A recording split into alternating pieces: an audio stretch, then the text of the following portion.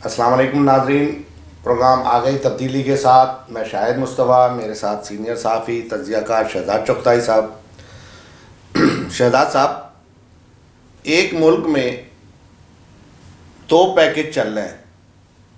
अदालती फ़ैसले के तहत इस्लामाबाद को रिलीफ मिलता है और कराची के शहरियों को कोई रिलीफ नहीं है, उनका नुकसान हो रहा है।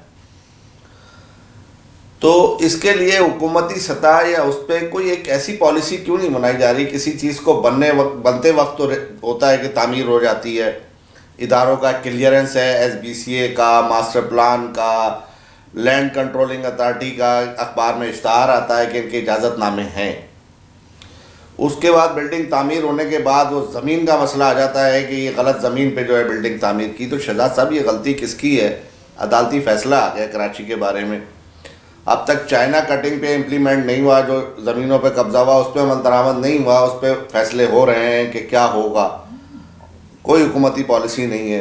लेकिन अब ये अरबों रुपए का नुकसान ये जो हो रहा है, इसमें बिल्डर भाग जाता है और कोई सरकारी अफसर ज़िम्मेदार करार नहीं पाता है और मुतासरीन दर बदर की ठोकरें सुप्रीम कोर्ट के आगे जो है वो दरख्वास्तें लिए हुए अपनी अपीलें और लिए खड़े होते हैं बेचारे।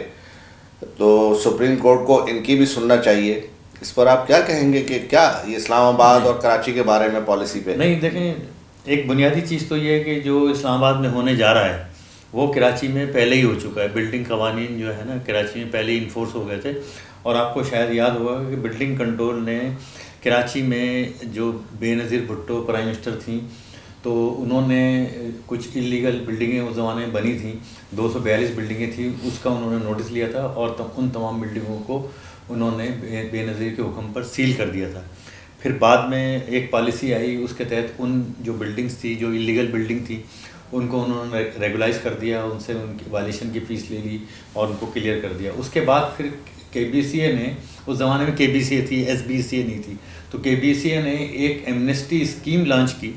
उस स्कीम के तहत तकरीबन कोई 13,000 दरख्वास्तें इसको मिली KBCA को रेगुलाइजेशन की। उस वो 13,000 उन्होंने रेगुलाइज कर दिए। लेकिन उसके अंदर एक वारदात जो हुई वो ये हुई कि बहुत सारे बिल्डर ने जो है ज़मीनों में कब्ज़े किए और कब्ज़े करके वहाँ तामीरात शुरू कर दी। और उसके बाद फिर उन्होंने बिल्डिंग कंट्रोल को एक दरख्वास्त दे दी कि साहब ये हमारी जो है ये कंस्ट्रक्शन स्कीम, तामीरात जो भी हमारी स्कीम है, इसको रेगुलाइज कर दिया जाए। तो ये तो एक रेगुलाइजेशन का अमल था। अच्छा, अब दूसरा जो आप जो बात कर रहे हैं कि जैसे सवारी पार्क की ज़मीन पे वो मून गार्डन बन गया, या अब ये एक नया जो एक फ्लैट माजी में मून गार्डन को भी वो मिली, रेगुलाइज हुआ, वो भी रेगुलाइज हुआ। अच्छा, अब एक और वो जो 7 एकड़ ज़मीन थी जो हार्टिकल्चर सोसाइटी को दी गई थी बागबानी के लिए, हार्टिकल्चर के लिए, वो ज़मीन जो थी वो कोई एक अहम शख्सियत को फ़रोख्त कर दी गई। उसने वहाँ पे फ्लैट जो है अनाउंस किए और वो फ्लैट उस ज़माने में 1 करोड़ का बुक हुआ। अब वो फ्लैट जो है 2.5 करोड़ का हो गया। तो देखें, ये तो एक जो वहाँ पे जिस आदमी ने फ्लैट लिया है, ठीक है, वो गरीब आदमी नहीं है, लेकिन बहरहाल उसने सरमायाकारी की है। ओवरसीज़ पाकिस्तानी होते हैं, उन्होंने शहजाद साहब वो जो जिसकी 2.5 करोड़ की बात कर रहे हैं, जब बुकिंग के टाइम तो वो 1 करोड़ रुपए का था ना।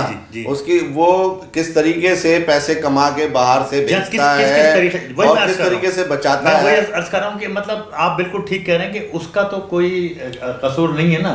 कि अब ये सारी जो यानी कि बदमाशी, गुंडागर्दी, ये सारी जो बिल्डिंग कंट्रोल अथॉरिटी है उसकी है, वो ये चेक ही नहीं करती कि ये जो है। अब ये देखें, इसकी तो NOC होनी नहीं चाहिए थी, हो ही नहीं सकती थी कि सुपारी पार्क की ज़मीन, रिफाई ज़मीन, फलाई ज़मीन, उसको आप उस पर तामीरात की आपने कैसे इजाज़त दे दी। तो मैं तो ये कहता हूँ कि उस पर तो बिल्डर भी जिम्मेदार नहीं है, बिल्डर ने भी ज़ाहिर है किसी से ख़रीदी होगी ज़मीन। शहजाद साहब, नहीं, इस वक्त तो मौजूदा हमारी बहस और हमारा जो इस वक्त नुक्ता नज़र है वो ये है कि जो मुतासरीन है इनकी फरियाद कौन सुनेगा? देखें, इनकी फरियाद भी चीफ जस्टिस को सुननी चाहिए।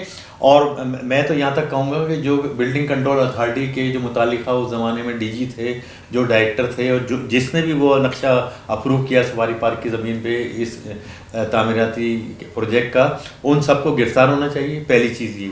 और वो सब यानी कि जो अगर बिल्डिंग कंट्रोल का कोई रिटायर्ड DG है तो वो करोड़पति नहीं होगा, वो अरबपति होगा, ठीक है। और वो डायरेक्टर भी उसके अरबपति होंगे, उसके अफसरान भी अरबपति होंगे, तो उन सबको गिरफ्तार करना चाहिए, पहली चीज़। दूसरी चीज़ ये कि ये जब आपने लियारी एक्सप्रेस वे से लोगों को हटाया था तो आपने उनको मुआवजा दिया था और उनको एक प्लाट दिया था और 50,000 दिए थे। उस ज़माने के में पैसे की वैल्यू कम थी तो 50,000 दिए थे, एक प्लाट दिया था। उसके अलावा लियारी नदी के अंदर, देखें नदी के अंदर कैसे आप कोई लीज दे सकता है, लेकिन ये इस मुल्क में तो सब कुछ जायज़ है ना। तो केएमसी के जो अफसरान थे उनको भी नहीं पकड़ा गया, उनकी गिरफ्तारी भी किसी की नहीं हुई। उन्होंने लियारी नदी के अंदर कारखानों को और घरों को और तामीरात को उन्होंने लीज़ कर दिया था। तो अब जाहिर है कि जब केएमसी ने वो लीज़ किया हुआ है तो फिर उसको आपको कमर्शियल जो है ना जो केएमसी ने तजावज़ात हटाई तो उनको यानी कि वो मुआवजा दिया जो एक प्लाट और 50,000। उसके अलावा ये कि उनको फिर जो है कमर्शियल रेट पे उन्होंने केएमसी ने कंपनसेशन उनको दिया, जो उस ज़माने का जो कमर्शियल रेट था। मसलन ये कि अगर कोई मकान या कोई कारखाना, एक मिसाल दे रहा हूँ कि अगर 50 लाख का था, 1 करोड़ का था, जो उसकी कमर्शियल जो उसकी मार्केट वैल्यू, उस हिसाब से जो है ना केएमसी ने पेमेंट। शहजाद साहब, बात यह है कि तहरीक इंसाफ की हुकूमत है, तो इंसाफ सिर्फ तहरीक इंसाफ के लिए है क्या? कि आप देखें कि अब इमरान खान ने जो अपना जो है बनी गाला है उसको रेगुलाइज कराने के लिए तो एक कानूनी शिक निकाल ली कि जनाब उसको वो इस्लामाबाद रेगुलाइज होगा। इस्लामाबाद में जब गैर कानूनी तामीरात रेगुलाइज हो रही हैं और अरबों रुपए, जाहिर है कि चलें खराबियाँ हैं, उसको किसी तरीके से आप कर रहे हैं। तो शहजाद साहब, कराची के लिए रिलीफ क्यों नहीं आ रहा है? कराची के चारों अतराफ तबाही और बर्बादी है इन बिल्डरों की। फिर सबसे बड़ा तूफान जो है वो बहरिया टाउन की शक्ल में आया है, जिसने लोगों को अजदे की तरह जो है ना निगल लिया है। और अब रोएं तो रोएं कहाँ जाके, कहें तो किससे कहें जाके, फरियाद कहाँ तक जाएगी, कौन फरियाद सुनेगा? सुप्रीम कोर्ट के जजेस आते हैं तो वो अपने जो है पंफलेट उठाए हुए जनाब सुप्रीम कोर्ट के जजेस से जो है फरियाद कर रहे हैं, क्योंकि और किसी से शहजाद साहब अब उम्मीद नहीं है इस मुल्क में। गलत करने वाले तो वो हुकूमती लोग ही हैं ना। देखें, आप पहले तो सबसे पहले केबीसी के जितने भी अफसरान जिन्होंने ये सारी वायलेशन की है, यानी कि ये बिल्डर ने वायलेशन नहीं की, ये वायलेशन तो बुनियादी तौर पर केबीसी वालों ने की है, उनको गिरफ्तार करें, उनकी सारी जायदादें, उनके दुबई के और बैरून मुल्क जितने कारोबार हैं वो सारे जब्त करें, उनके यूरोप में जो डिपार्टमेंटल स्टोर हैं, एक डीजी का तो वहाँ सवारी पार्क भी है, उन सबको आप जब्त करें, उनको फोरफिट करें। उसके अलावा ये कि बिल्डर को गिरफ्तार करें और बिल्डर की जितनी जायदाद है वो सारी जो है फोरफिट करें और वो पैसे जो है उन मुतासिरीन को दें। और फिर ये नहीं है कि ये एक तो केबीसीए वाले हो गए, दूसरे बिल्डर हो गए, तीसरा ये कि केबीसीए भी उनको कंपनसेट करे, गवर्नमेंट सिंध भी कंपनसेट करे और फेडरल गवर्नमेंट भी कंपनसेट करे। शहजाद साहब, बात यह है कि कानूनदानों का ये कहना है कि अदालत ने जो फैसला दे दिया है वो तो एक केस में दिया है, लेकिन अब लोग अपनी अपील लेके जाएं अदालत के पास, जो मुतासरीन हैं वो अपील करें तो उस पर अदालत एक्शन लेगी और सुनेगी। तो मेरा ख्याल ये है कि अब लोग तो जा रहे हैं लोग को, लेकिन लोगों के लिए सहारा बनना चाहिए किसी और लोगों को भी इस मुल्क में जो है मुतासरीन के लिए। एनजीओ जिस तरह जमात इस्लामी निकल कर आई है, ये सियासी जमातें क्या कर रही हैं, ये लोगों के हुकूक और इनका आप जो पम्फलेट पढ़ें, पार्टी पॉलिसियाँ पढ़ें, तो ये तो हमारे हुकूक के, अवाम के हुकूक के लिए जनाब इनका बड़ा लंबा एजेंडा होता है, लेकिन इस वक्त नहीं नज़र आता। देखें, जमात इस्लामी ने तो प्रूफ किया ना, और जमात इस्लामी ने मतलब ये कि जो माफिया है उसको मुंह दिया। जब यहाँ पे बिजली का मसला था तो उस पर जमात इस्लामी जो है क्या कहते हैं निकल के सामने आई और आवाम की आवाज़ बन गई। और अब जो है बहरिया टाउन के मसले पे जमात इस्लामी ने जो कुछ भी किया, बहरहाल वो ये कि एक मैं समझता हूँ कि एक बड़ी बात है कि उन्होंने इतना स्टैंड लिया और इतनी हिम्मत दिखाई और मलिक रियाज की आंखों में आंखें डाल के बात की। लेकिन मैं ये कहता हूँ कि अब अदालत को भी ये देखें, ये कोई तरीक़ा नहीं है कि आपने एकदम जो है ना वहाँ 1-1 करोड़ का प्लाट, 1-1 करोड़ का फ्लैट है, अब 1 करोड़ के फ्लैट पे आपने 35% जो है डेवलपमेंट चार्जेस डाल दिए, 35 लाख रुपए, ठीक है। तो अब ये तो यानी कि इससे बड़ा जुल्म तो कोई हो ही नहीं सकता ना। मुझे एक साहब ने बताया कि उन्होंने वहाँ पे तमाम किस्तें अदा कर दी और उन्होंने कहा ये अपना विला तैयार हो गया, इसका आप आके जो है वो ले लें।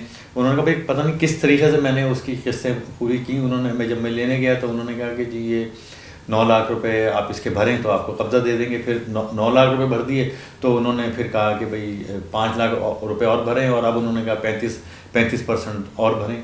तो मेरे कहने का मकसद ये है कि ये बिल्डर इतना लूटते हैं, इतना जुल्म करते हैं। ये मलिक रियाज जो है इतना बड़ा मसीहा बना हुआ है, और ये जो भी कोई वाक़या होता है, या मसीहा नहीं, वो एक रूप धार रखा है। नहीं, रूप धार रखा है ना। हाँ। देखें ना, वो जो ईदी घर जो 2.5 लाख रुपए का सोना चोरी हुआ था, 2.5 करोड़ का, सॉरी, तो वो 2.5 करोड़ जाके मलिक रियाज ने उनको दे दिए। हर जगह अपना कैंप लगा लेता है, और क्या कहते हैं, इसने मीडिया, पूरे मीडिया को खरीदा हुआ है। जमात इस्लामी जो कंपेन चला रही थी उसमें मीडिया आता ही नहीं था, मीडिया के लोग ही नहीं आते थे, कोई अखबार नहीं आता था, कोई चैनल नहीं आता। तो मेरे कहने का मकसद ये है कि अब ये सुप्रीम कोर्ट को आगे आना चाहिए, और ये इसने जो है लोगों से पैसे लिए हुए हैं, लोगों से किस्तें ली हुई हैं। जब आपने किसी से भी प्लाट की बुकिंग कर ली और उससे पैसे ले लिए, तो फिर आपको उसको प्लाट देना ही देना है। और भले आप कमर्शियल रेट पे कहीं ज़मीन खरीदें, आप अपना कोई और जो है जगह सब अखबार में इश्तहार जब आता है उसको देख के लोग बुकिंग कराते हैं। जब तो आपने नहीं कहा कि ये हम प्लाट कैंसिल कर देंगे आपका, वो तो इदारे कहाँ थे, वो इदारे कहाँ थे, वो जिम्मेदार कहाँ थे जब लिखा हुआ था कि SBCA से मंजूर शुदा और सबसे मंजूर शुदा तमाम मास्टर प्लान से मंजूर शुदा। ये तो गवर्नमेंट ऑफ सिंध की बेहसी है, फेडरल गवर्नमेंट से तो शहजाद साहब इस सारे मामले में मुलविस है, लेकिन उसको पार्टी नहीं बनाया गया। ये क्या वजह है कि देखें, बात ये हुकूमत की, उसके बगैर हुकूमत के जिम्मेदार लोगों के दस्तखतों से ही सारी चीज़ें हुई हैं शहजाद साहब। जी हाँ, उसके लिए जो है वो रूट चेंज कर दिया गया है, जो क्या कहते हैं 26 करोड़ गिलन पानी का जो प्रोजेक्ट K4 का रूट चेंज कर दिया गया बैरियर टाउन पानी पहुँचाने के लिए। खुद वज़ीर आला हैरान है, वो कहते हैं कि जी मेरी तो समझ में नहीं आ रहा कि ये रूट जो है कैसे, क्या कहते हैं, ये बैरियर टाउन की तरफ कर दिया गया, और इसमें क्या अवामिल थे। आपके सवाल के जवाब वो तो मैंने जब उनसे सवाल किया तो बात ये कि वो भी डर के बोल रहे थे, क्योंकि उनके बड़ों का हाथ था। मलिक रियाज जो है, उनके बड़ों में मलिक रियाज भी हैं, और उनके मलिक रियाज उनकी पार्टी के सरबराह भी हैं। तो हकीकत होती है। नाजरीन, हम तो सिर्फ ये कह रहे हैं कि देखो, आज भी लोगों को इंसाफ दो, वरना खुदा का अजाब जो है ना, उससे कोई नहीं बच सकता है। अजाब तो आ रहा है, अजाब किस सूरत में आएगा समझे, कि ये समझ नहीं आएगी, इंसान का वहाँ पे दिमाग काम नहीं करता, समझे। और ये तमाम चीज़ें मैं ये कह रहा हूँ, मलिक रियाज से भी, मलिक रियाज साहब, ये कुछ साथ नहीं जाएगा। मैं ये फरियाद इनसे कर रहा हूँ अपने इस चैनल के थ्रू कि अदालत इनकी सुने, गरीब लोगों की, इनके घरों का हाल देखे। इनके पास ज़िंदगी में जो कमाया था सब कुछ लुट गया, अब इनके पास कुछ नहीं है।